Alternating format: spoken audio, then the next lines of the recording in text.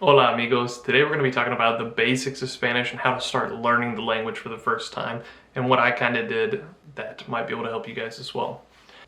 Okay, so the first tip I have is to not overthink it. Don't, try to master all the conjugations, all the times, all the moods in Spanish, everything like that the first day, the first week, the first month.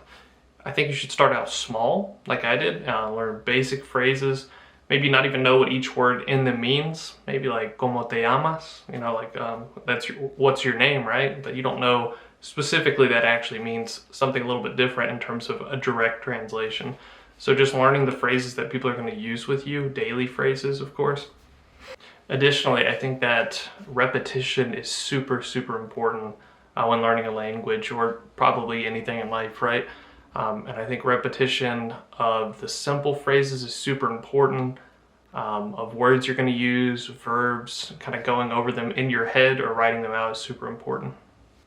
Okay, so one of the important things, in my opinion, of course, the whole video is my opinion, but I think that having conversations is super important when you first start learning language. Obviously, you can't have, in-depth conversations or anything like that, but to keep having conversations, I think is super important.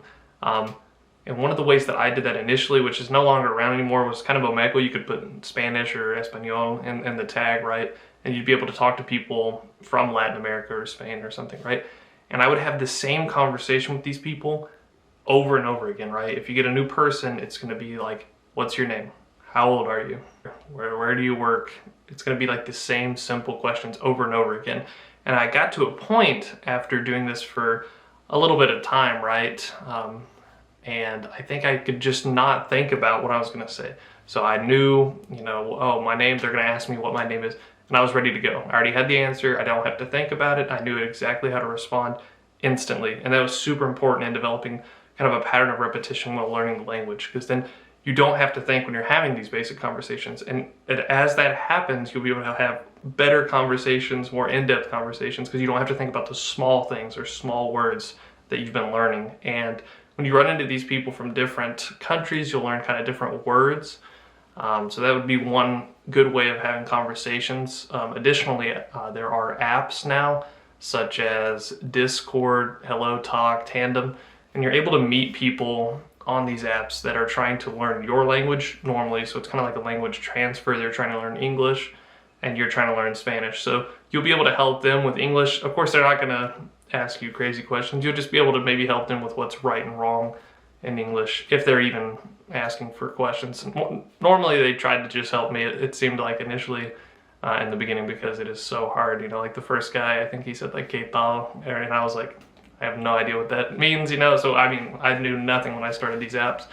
But I've built long-time friendships on them, and I've been talking to some people for multiple years at this point, and they've helped me immensely in learning Spanish and about their culture, their country, and kind of their perspectives in life. So it's been a very eye-opening experience as well. Okay, so the next tip I have is to write everything down. So right here, I'll be able to put up a conjugation chart. When I first started, because I did start in university, so I had basic Spanish classes, colors, basic conjugations, of course, basic conversations as well. So writing everything down is super important in terms of remembering it. You'll be able to recall it better, or that in my case, it worked like that.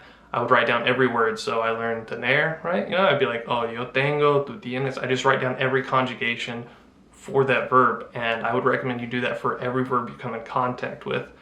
You're not going to be able to have a conversation without verbs. So learning the verbs is super important, because that will help you string together the nouns that you're learning as well. Otherwise, you just come up with random sentences where the person, store, milk, right? You're not stringing anything together. It doesn't really make any sense. I kind of get what you're saying, but using the verbs to say, I went to the store to buy milk or something like that, makes everything just a lot better. So just like in every tense, I would write down that verb. So, tener, you would write down yo tuve, yo tenía, everything, right? So every tense or mood you learn, absolutely write that down as soon as you can. Just always keep a notebook handy. I have tons of notebooks just filled up from all the verbs and nouns that I was learning whenever I first started Spanish. Okay, and I hope these 2 tips help you guys start learning Spanish. I think it's a great language to learn. I've had some great experiences and life-changing moments while learning Spanish. I hope this video helps, and maybe the way that I started learning will help some of you guys as well. Thank you guys for watching.